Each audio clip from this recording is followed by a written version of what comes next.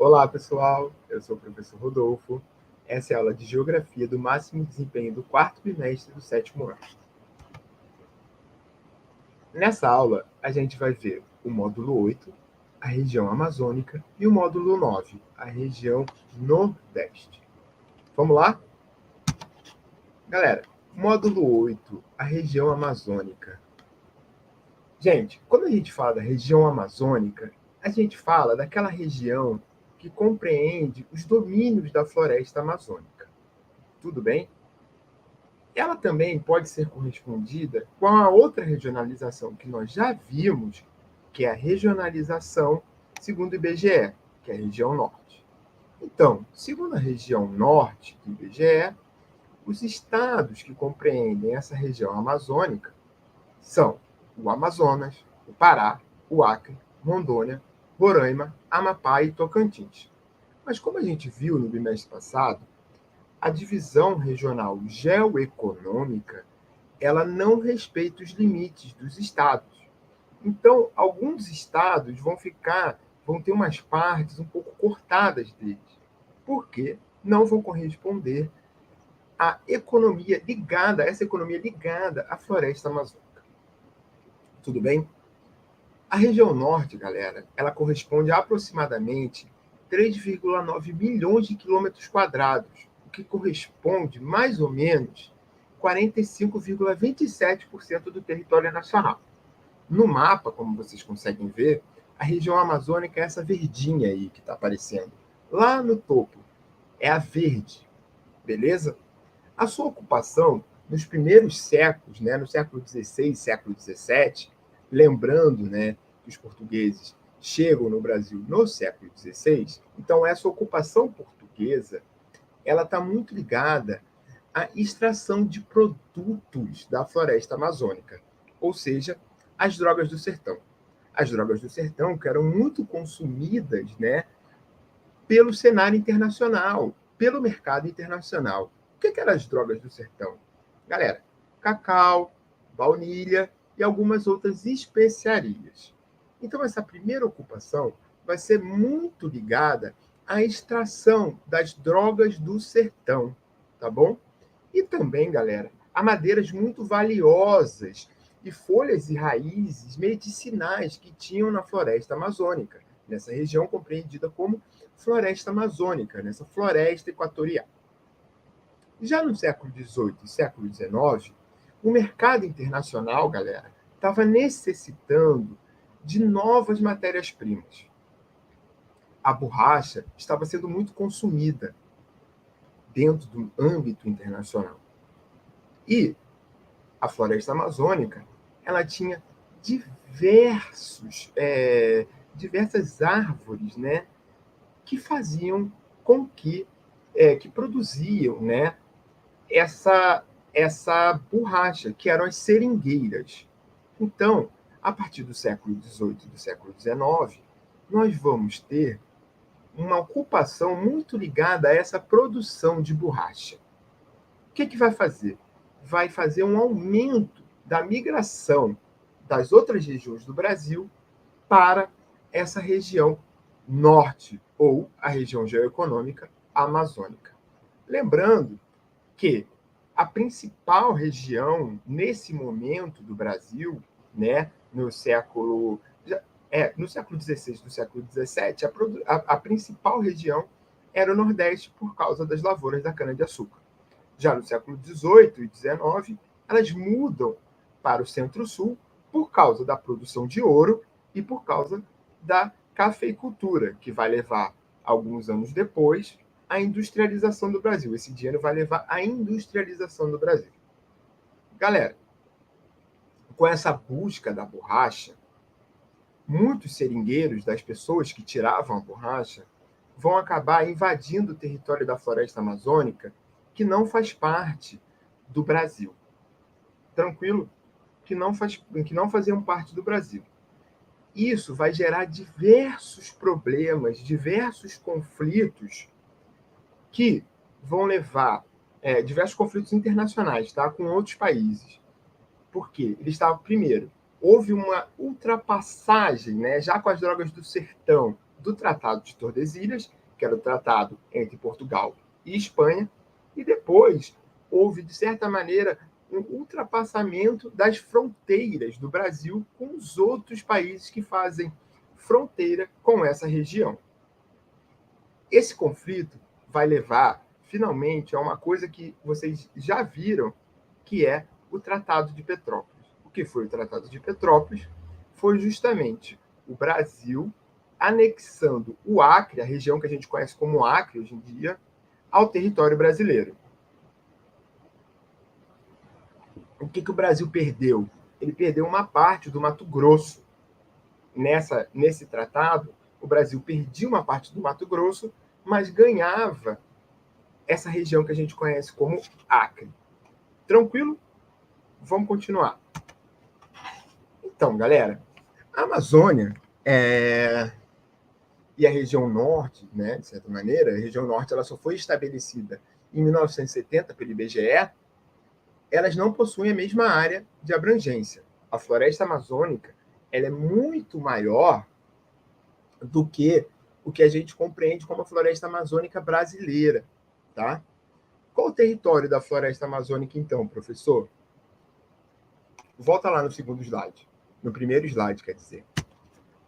Ó, ela corresponde a 3,9 milhões de quilômetros.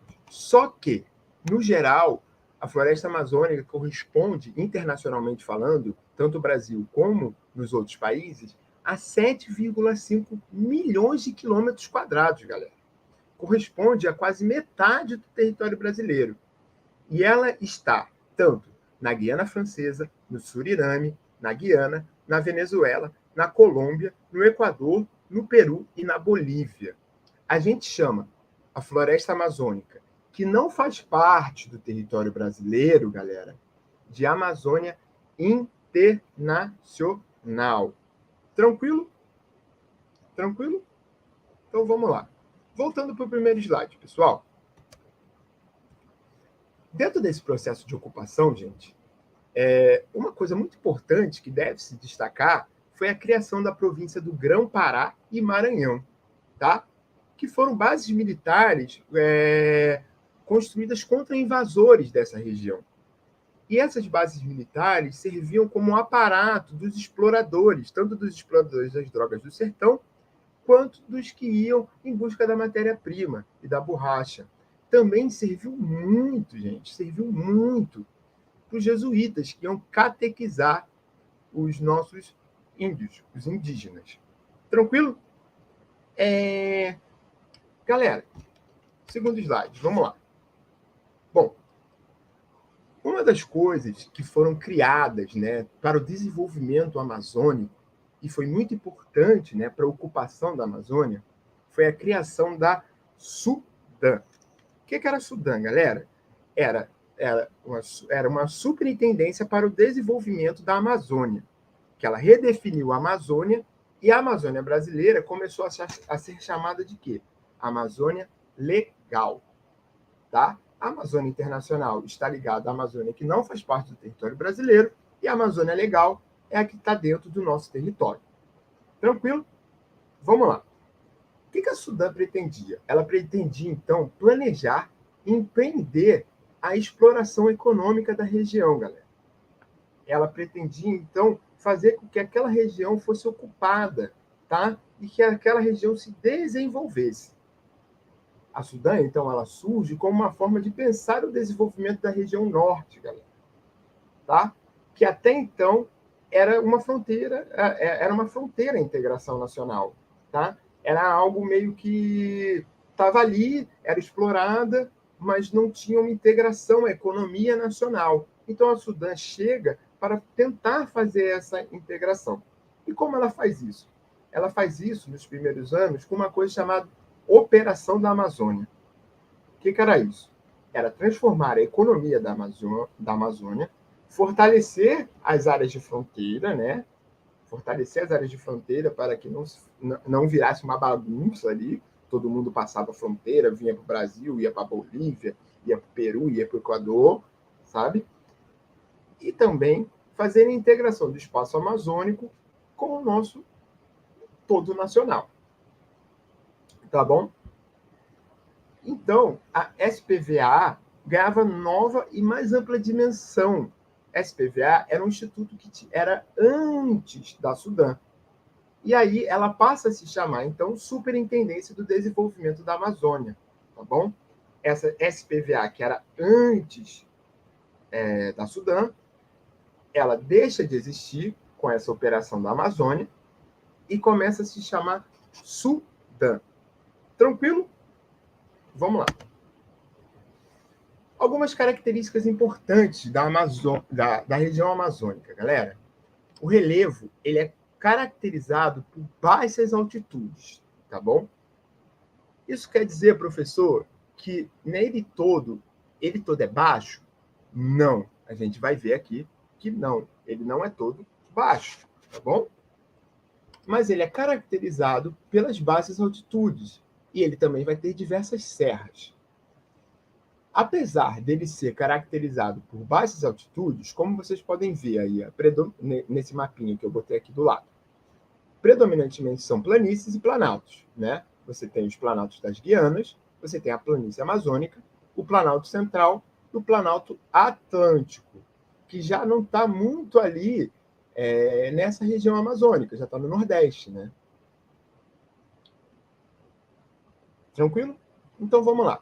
Apesar de ter esse relevo baixo, ela tem, dentro dessas serras, o ponto mais alto do território brasileiro em relação ao nível do mar, que é o quê? Que é o Pico da Neblina, galera. Ele está a 2.994 metros de altitude, se localiza na fronteira ali entre o Brasil e a Venezuela, na Serra do Emeri. Tranquilo? Então vamos lá. O relevo amazônico ele pode ser classificado em 3 unidades, pessoal. Vamos lá, vamos ler aí o que eu botei no slide. Planície e baixos platôs da Amazônia. Área composta em suas partes por terras baixas e platôs. O que são platôs? Planaltos sedimentares de baixa altitude. O que são planaltos sedimentares, galera? Vocês sabem o que é isso? Planaltos sedimentares, galera, são planaltos que recebem sedimentos de outras partes. Sedimentos erosivos advindos de outras partes, tá bom? Ele vai ter muitas planícies fluviais, que corresponde a cerca de 1% da área dessa unidade. Tranquilo? O que são planícies fluviais? São planícies perto de rios. Os planaltos das Guianas é composto por escudos cristalinos, está situado ao norte da planície amazônica e prolonga-se até a Venezuela e as Guianas. Na área de fronteira entre esses países e o Brasil, há uma região serrana onde fica esse Pico da Neblina, que é o quê? A região do Imeri e depois Parimá, Pacaraíma, Atacari e Tumucumaque. Tranquilo? Então, nesses planaltos, nós vamos ter uma região que é formada por serras, onde vai ter o pico mais alto do Brasil, que é o Pico da Neblina. Tranquilo? E agora, vamos para o Planalto Central. O Planalto Central, galera, ele está na parte sul dos estados. Quando vocês pensarem no Planalto Central, sempre lembram de Brasília, que Brasília fica no Planalto Central. Joia? Então, ele tem que estar mais ao sul da região amazônica. Óbvio, já que a região amazônica, a região geoeconômica amazônica, não corresponde ao Distrito Federal. O Distrito Federal está na Centro-Sul. Beleza? Ele está ao sul dos estados do Amazonas, do Pará, e é a maior parte do estado de Rondônia e Tocantins. Sua geologia, portanto, ela é composta de escudos cristalinos e terrenos sedimentares muito antigos. Joia? Galera, mas vamos lá. Eu ia avançar, mas ficou uma questão aqui. O que são escudos cristalinos, galera? São ambientes geológicos que possuem uma composição de rochas cristalinas.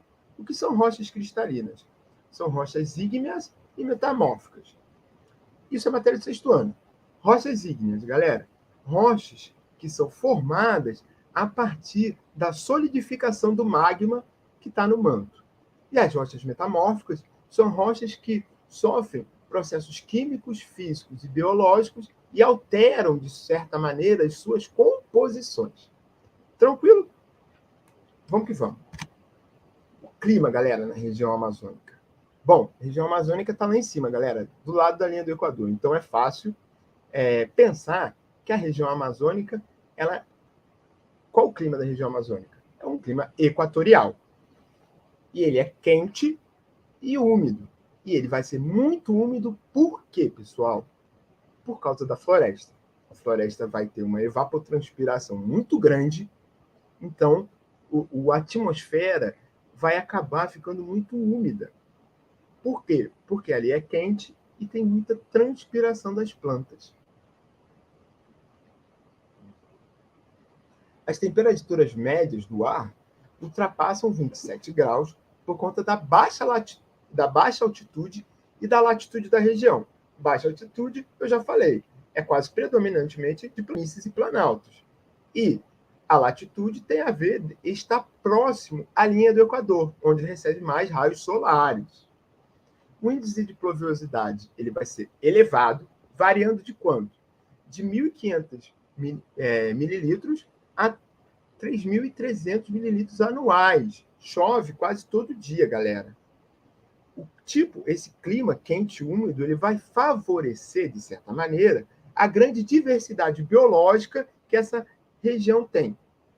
E essa característica úmida da região, ela está muito ligada à biomassa, aos rios, à floresta, às flores, tá? A evapotranspiração. Por causa da biomassa, galera, a umidade atmosférica ela vai ser muito alimentada e você vai ter fortes chuvas diárias, que é muito típica dessa região. E a maioria dessas chuvas, isso também é matéria do 6º ano, são chuvas de convecção. O que é isso? Está muito quente, a água evapora, só que quando ela evapora, ela encontra um ar frio e acaba se solidificando em forma de chuva.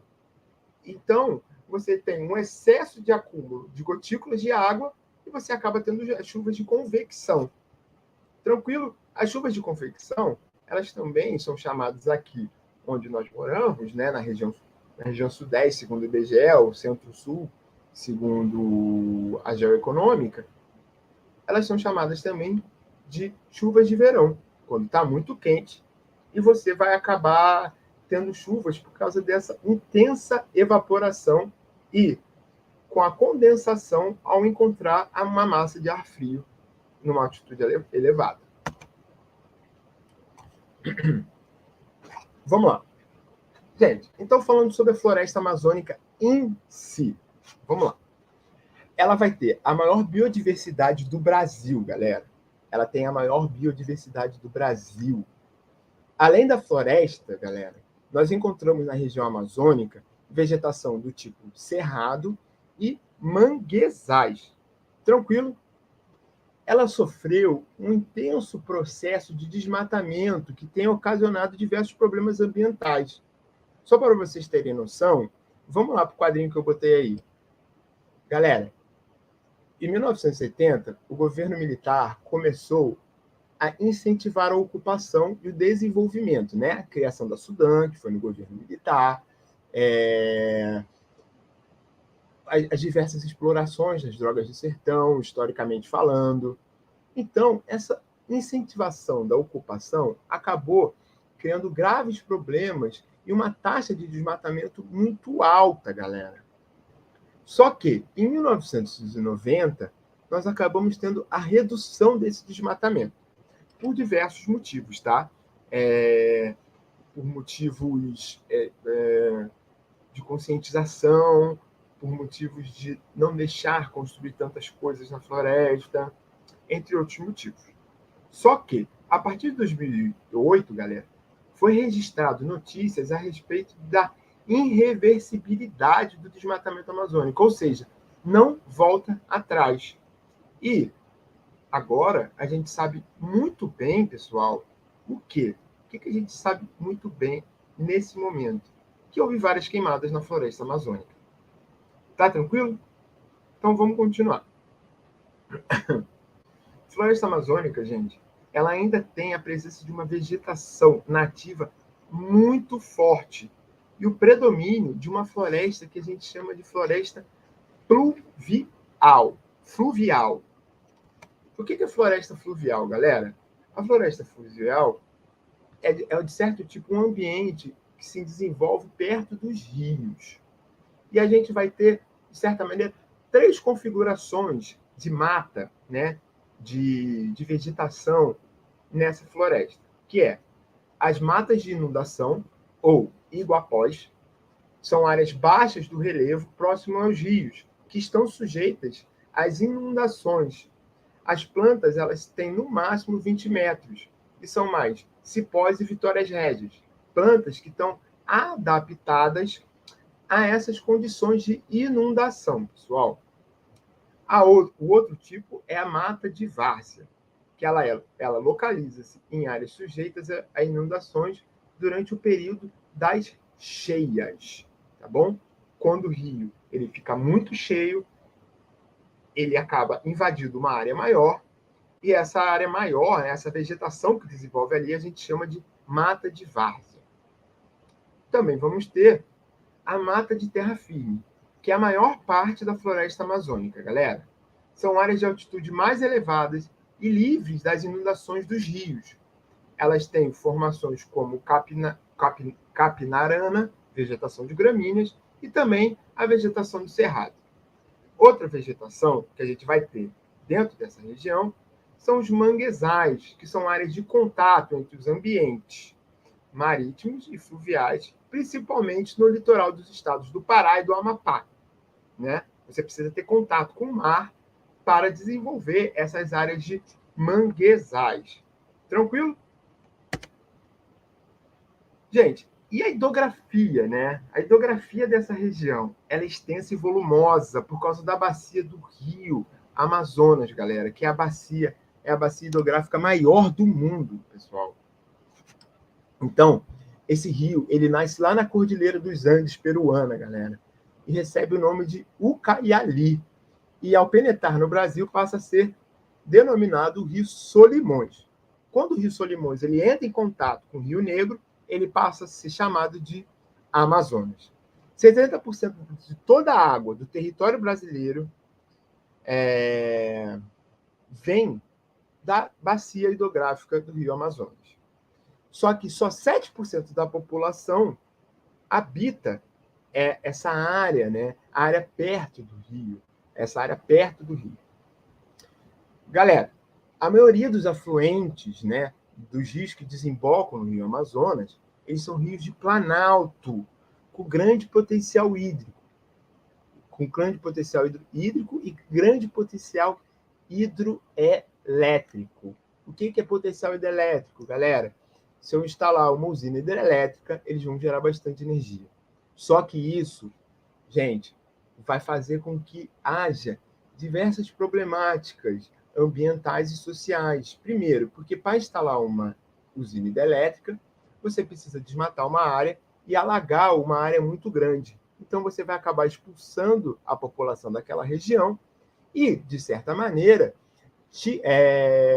alagando uma boa área do bioma da floresta amazônica.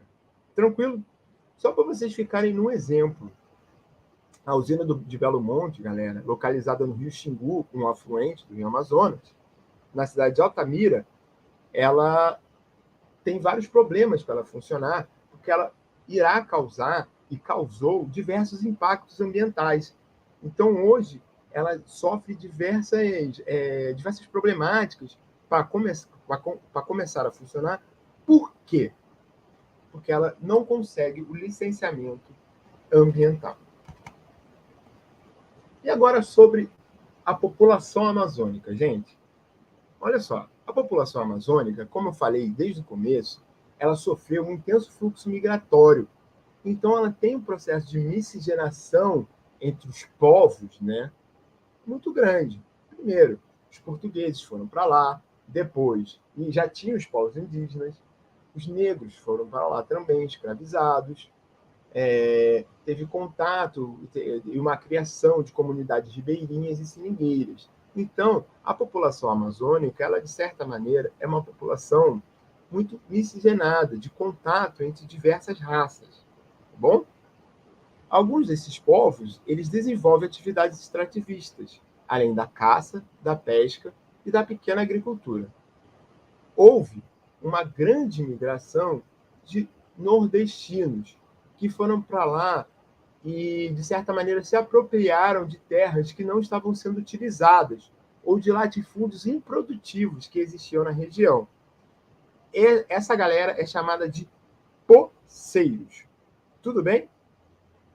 Poceiros. Por quê? Eles vão, pegam terras que não estão sendo utilizadas e começam uma pequena agricultura. Ou pegam latifúndios que também não estão sendo utilizados e começam um certo tipo de agricultura. Uma agricultura familiar, uma agricultura pequena, tá bom? Em 1960 e 1980, houve profundas transformações ocasionadas por esses projetos econômicos que eu falei lá no começo, tá? Com esse desenvolvimento da Amazônia. Qual foram esses problemas, galera? De certa maneira, você trouxe para a região, para essa região, novos atores sociais que não estavam ali, tá bom? Quais são esses atores sociais? São grandes empresas extrativistas internacionais e nacionais, grandes empresas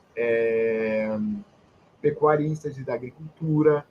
Então, com a chegada desses novos atores sociais, né, como companhias hidrelétricas, como grandes latifundiários, como empresas extrativistas, ela vai gerar diversos conflitos dentro daquela região. Então, como a gente já está falando de agricultura e extrativismo, vamos para a agricultura e extrativismo da região amazônica. Galera, a região amazônica ela tem uma concentração fundiária muito grande, tá? Uma concentração fundiária na mão de poucos. Isso vai expulsar os pequenos agricultores das melhores terras, empurrando eles para terras um pouco piores, ou expulsando eles da própria região, tá bom? O INCRA e o Sudã, eles, de certa maneira, eles estabeleceram 3 modalidades diferentes de ocupação da floresta amazônica. Quais são? Os pequenos núcleos urbanos rurais, as médias propriedades rurais e os grandes latifúndios empresariais. Tranquilo? Pequenos núcleos urbanos rurais desenvolve pequena agricultura, desenvolve agricultura de subsistência, tá bom? As médias propriedades rurais já conseguem uma produção um pouco maior, né? Uma produção de abastecimento nacional, abastecimento de alimentos em âmbito nacional, e o grande latifúndio empresarial está lá quase que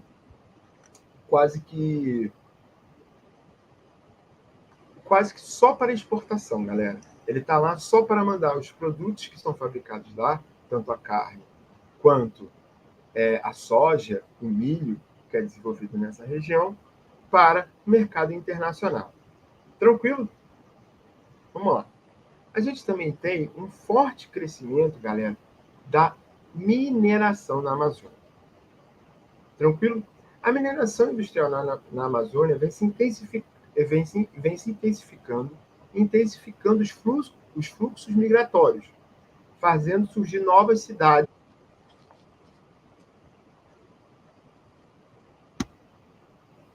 Agora, galera, a gente vai falar um pouquinho da região que teve a sua ocupação mais antiga, que foi a região Nordeste.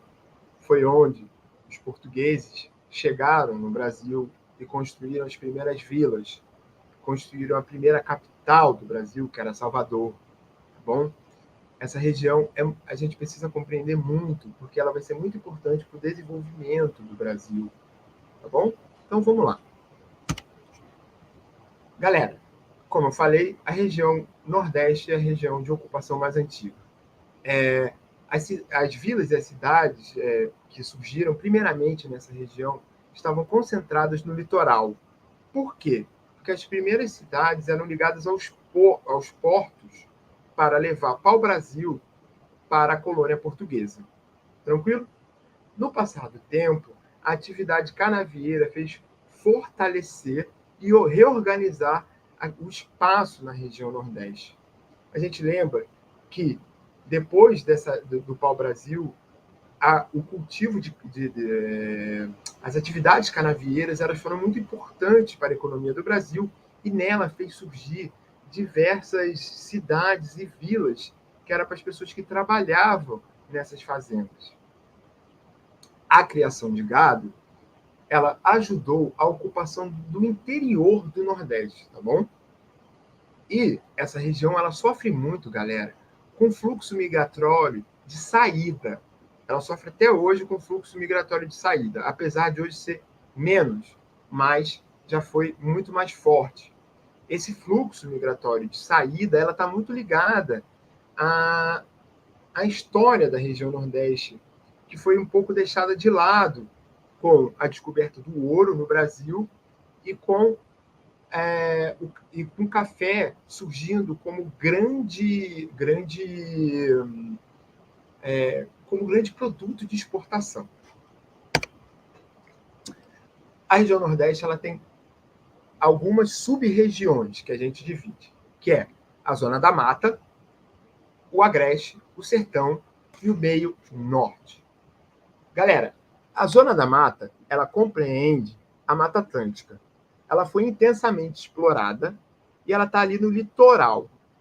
Ela é a sub-região mais industrializada, mais populosa e mais desenvolvida economicamente, mas também comporta diversos problemas sociais, tais como favelização, elevado índice de desemprego, salários muito baixos.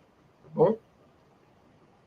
A Zona da Mata ela se divide em outras 3 unidades menores, que é a Zona da Mata Açucareira, que está ali Rio Grande do Norte até o norte da Bahia, com grandes propriedades agrícolas, de monocultura de açúcar até hoje, galera.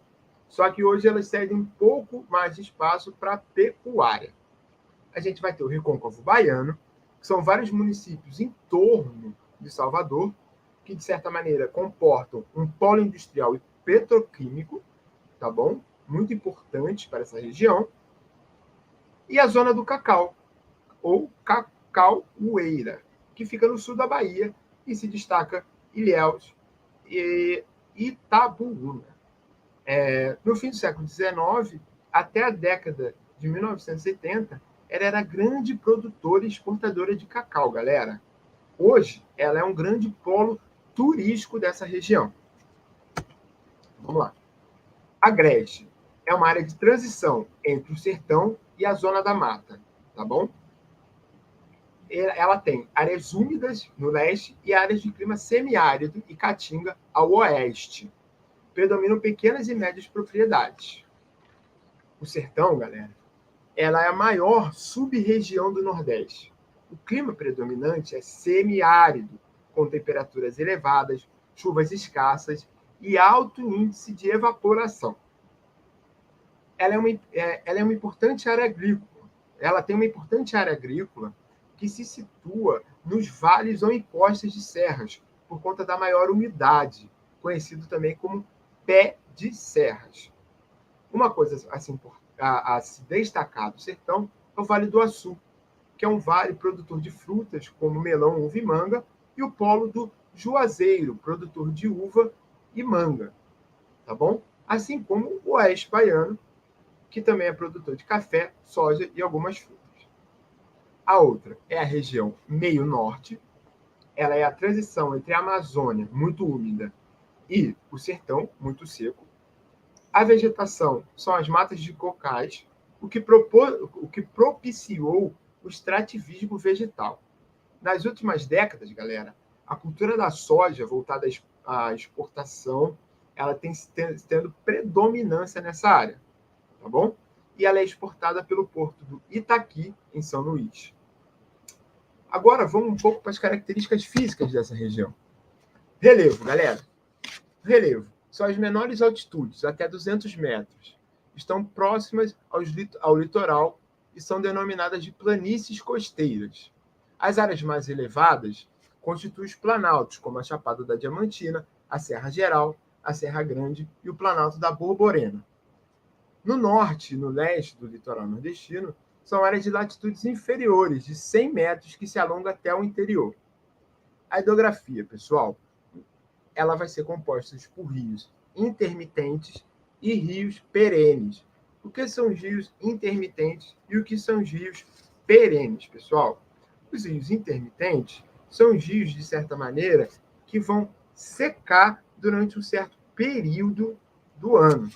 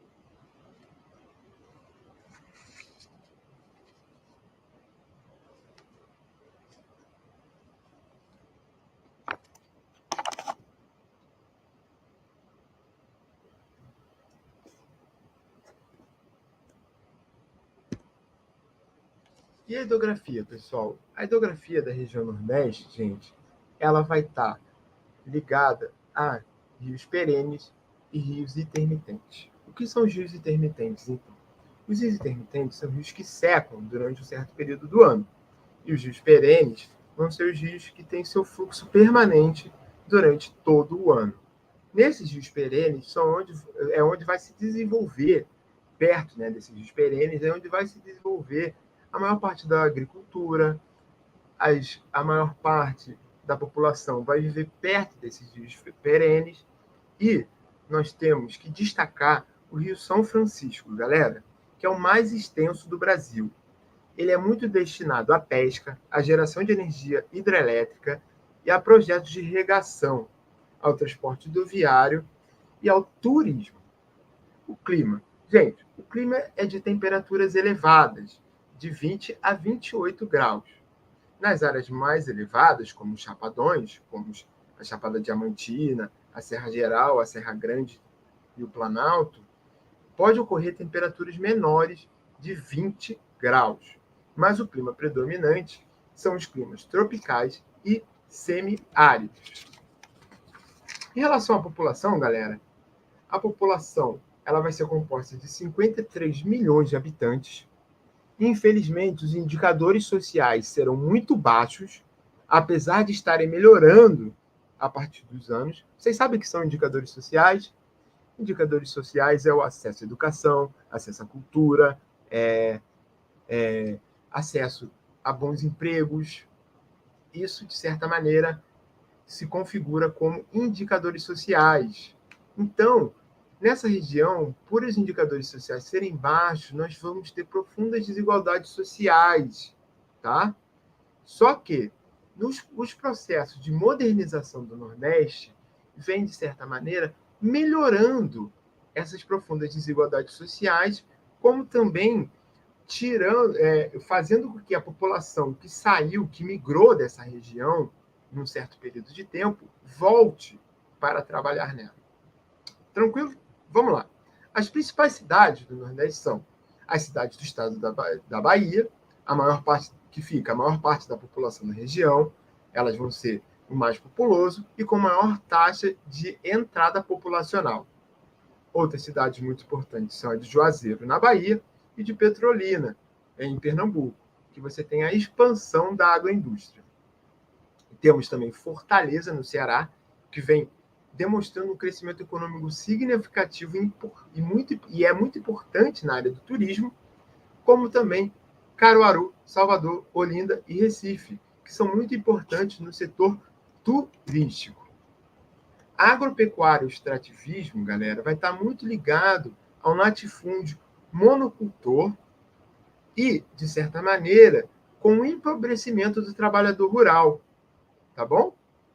E ainda é uma região que simboliza os resquícios das velhas estruturas econômicas e sociais, que eram o quê? Os grandes latifúndios e as pessoas que trabalhavam nesses latifúndios, de certa maneira, elas tinham condições de vida baixas. Isso a gente ainda vê na região Nordeste. A gente tem uma agricultura nesses latifúndios muito modernizada, temos um avanço da pecuária no Agreste, no Cerrado do Oeste Baiano e do Sul do Maranhão e do Piauí, houve uma grande expansão de culturas mecanizadas, né? Soja, milho, arroz, feijão. No meio norte, a gente tem a predominância do extrativismo vegetal, só que a gente tem uma concentração fundiária que ainda é muito característica no sertão. Como eu havia falado, as regiões mais úmidas do sertão, elas acabam ficando com os grandes latifundiários. Tá bom? Nós temos dois complexos agroindustriais no semiárido muito importantes, que é o de Petrolina e Juazeiro. Galera, é isso. Muito obrigado. Qualquer dúvida, pode mandar e-mail para o professor Rodolfo. Fiquem na paz.